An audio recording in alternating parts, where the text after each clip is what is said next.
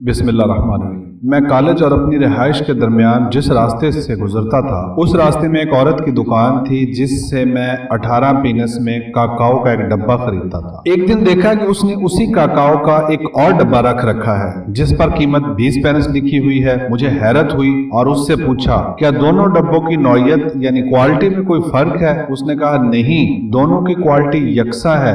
मैंने पूछा कि फिर कीमत का ये फर्क क्यों? उसने जवाब दिया कि नाइजीरिया जहां से यह काकाओ हमारे मुल्क में आता है इसके साथ कुछ मसाइल पैदा हो गए हैं जिसकी वजह से कीमत में उछाल आ गया है। ज्यादा कीमत वाला नया है, इसे हम 20 का बेच रहे हैं और कम कीमत वाला पहले का है, इसे हम 18 का बेच रहे हैं। मैंने कहा, तो फिर ये 18 वाला ही खरीदेंगे जब तक ये खत्म ना हो जाए, 20 वाला तो इसके बाद ही कोई खरीदेगा। उसने कहा, हाँ ये मुझे मालूम है। मैंने कहा, दोनों डब्बों को मिक्स कर दो और 20 का ही बेचो, किसी के लिए कीमत का ये फर्क जानना मुश्किल होगा। उसने मेरे कान में फुसफुसाते हुए कहा, क्या तुम लुटेरे हो? मुझे इसका ये जवाब अजीब लगा और मैं आगे बढ़ गया, लेकिन ये सवाल आज भी मेरे कानों में गूंज रहा है कि क्या मैं कोई लुटेरा हूँ? ये कौन सा इखलाक है? दरअसल ये हमारा इखलाक होना चाहिए था, ये हमारे दीन का इखलाक है, ये वो इखलाक है जो हमारे नबी करीम सल्लल्लाहु अलैहि वसल्लम ने हमें सिखाया था। लेकिन अपनी ईमानदारी से बताएं, क्या हम लुटेरे नहीं? जुगाड़ में हलाल हराम तक को